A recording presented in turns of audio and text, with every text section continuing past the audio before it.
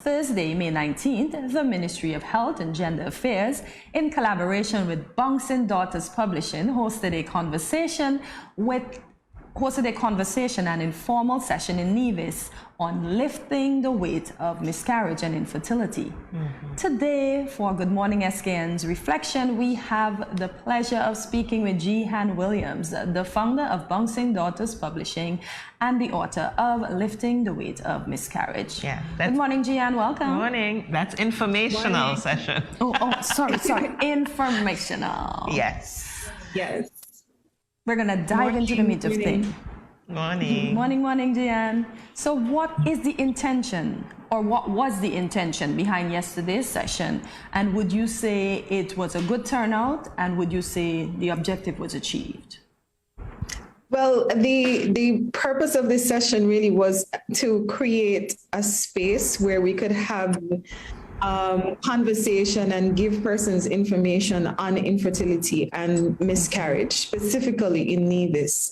When I launched the book in November last year, I did a similar session in St. Kitts. So the book launch was actually a book launch and an informational session as well. So having done that in St. Kitts, a lot of persons in Nevis were saying, you know, we need to have one over here as well. So I did that as well. And I think it shows me that people are really interested in knowing more about pregnancy loss. And having partnered with the Ministry of Gender and Health over here in Nevis, they asked me to also include infertility. So we had that conversation yesterday. The turnout was very good. And the discussion was informative. It was emotional. I have so many messages on people telling me, you know, it was, they're mopping up tears, but they learned a lot. They learned a lot, and commendations to, you know, the panel for doing a very, very good job last night. So tell us about the panel then. Who were some of the speakers, and give us a little taste of the matters that were discussed. Right. So the panel consisted of Dr. William Stones. He's an OBGYN here in Nevis, an extensive background in as an OBGYN. He worked in Africa, he worked in the UK, and he's now based in Nevis. So he gave us a lot of statistics, a lot of information. One of the alarming statistics was that 1 in every 6 couples struggles with infertility. And then we also heard statistics like 1 in every 4 pregnancies end in pregnancy loss. So we see these are very, very prevalent issues, yet it's very hushed. Yes. Talks about it. People are struggling and not really getting the information or the support that they need. So he gave us that medical background and that insight, explaining what pregnancy loss, explaining what infertility is, and some of the resources to help. Another panelist was Mrs. Stevie Byron. She is a counselor. She's attached to the counseling unit here in Nevis. So she gave the psychological perspective, you know, how it affects people psychologically. What are some of the treatments or suggestions in terms of how people can cope mentally with infertility and pregnancy loss? And that was well received as well, because she spoke a lot about us attacking these things in a very holistic way, thinking about it not just from, you know, the absence of a baby or what's missing medically, but thinking about how your mindset could help, thinking about how exercise could help, thinking about how support and holistic development could really impact you. So if you remove some stress in your life, maybe it may have an impact on your fertility, and understanding that we have to look at things in a very holistic way. The other panelist was Miss Delian I can't remember Delian's last name. I can't. Why is her name escaping me right now?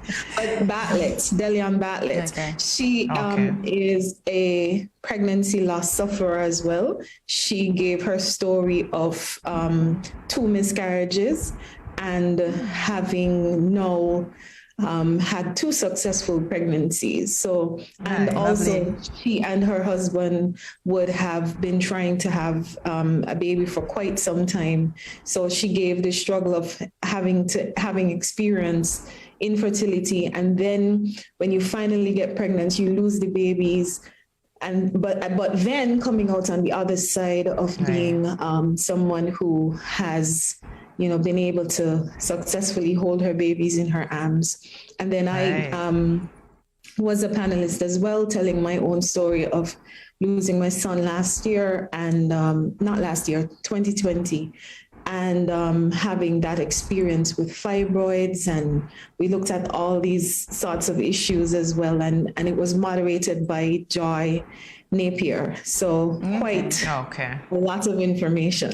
Yes, and we've had Joy on the show, so we know that she did a very good job. And we can see and we can see from what you said why there would have been tears, because you said previously 1 in 6 persons experience this. So, as you said, it's unspoken, but it does happen.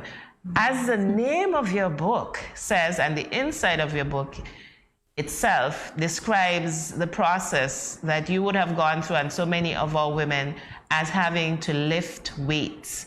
Explain for those persons who did not read your book, what do you mean by lifting the weight of miscarriage? The weight of miscarriage is heavy. It's a lot of anger, depression, frustration, confusion.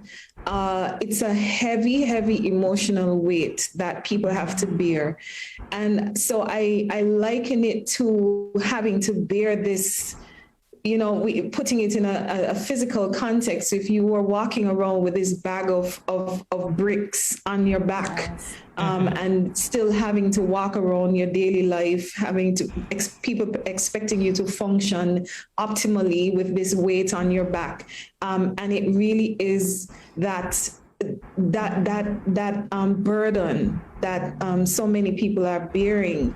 So I wanted to talk about that in terms of how we are expected to lift this weight and carry on, but also from the other perspective, where the book helps you to learn how to lift it off you. Yes. So actually helping you to how can you cope with this situation so that it does not affect you and bog you down and overburden you.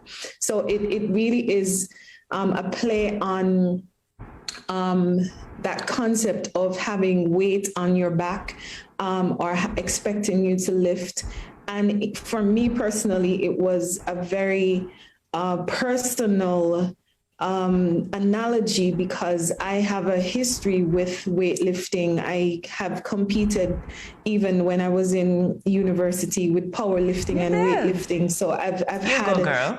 Yes, I've had that experience and understanding that, how lifting weights and how it helps. And I've done a lot of things on my social media in terms of showing people that there's actually a connection between building your emotional strength and your physical strength. So for people to understand that as well.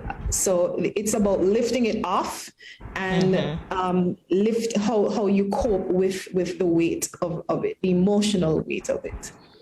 So 2 more things. You mentioned social media. How can persons get access to not only your book, but I assume the Ministry of Health would have something online where you can connect to get information about how they can get help, basically, and resources. Do you know that online information, or would they be able to connect through your pages? How do we get this information? Because for persons in Nevis, they could connect to the Health Promotion Unit Facebook page in Nevis. They're very responsive. And persons, if they're interested in finding out more resources about locally, they can connect with me on social media, Jihan A. Williams, on Instagram, Facebook, YouTube, and my website as well, jihanwilliams.com. Okay, so Jihan, as we close out, say something briefly to other parents who have had a similar experience. My advice to you is really be kind to yourself. Recognize that it's not your fault. I can promise you that every woman has a reason or a notion in her head why it was her fault. It's not your fault. These things happen sometimes with no explanation. So it really is, I would encourage women to really just be kind with yourself, and find a space where you can just let it all out. If you don't have that sort of support around you, I encourage you to find other women who have been through the experience. I promise you, it's an amazing thing where you don't know these women, you know nothing else about their lives, but once you hear that they've been through this experience, there is a sisterhood that wants to help to protect you. So I think that's something that we really need to work on in terms of finding a formalized space where people could have that outlet. But I would encourage women who have gone through pregnancy loss and are going through pregnancy loss to find that space where you could really let it out, and hopefully you have the support that you need to really just make it through every day, because that's the goal. Just make it through today. Don't think too far about the future.